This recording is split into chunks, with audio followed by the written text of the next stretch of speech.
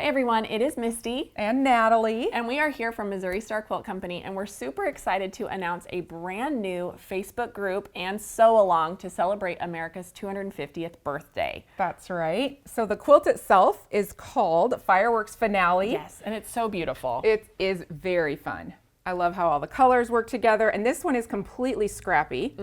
So we're going to start a Facebook group called Quilt and Stitch America 250, and starting in October, we'll have a pattern a month to make this quilt. So you can start with your stash and sew along and join the group. It'll be super fun. Yes, that'll be taught by our good friend Audra from So Dreamy Studio, and she'll be joined by her mom Bonnie, and they're amazing. You're gonna love them. Such a fun duo. I love those girls. Exactly, and so they'll walk you through a block each month beginning on October 1st. And if you are one who prefers to have a kit, we are gonna have a kit for this beautiful version that you see here that will be coming out in January. That's right. Yeah, it's super fun. So you can join the group and start making the pattern from your stash if you like. The patterns are completely free, so no cost up front to get started and participate. You can include in that group any projects that you're working on, really. You know, embroidery, bags, table runners, whatever it is that you love.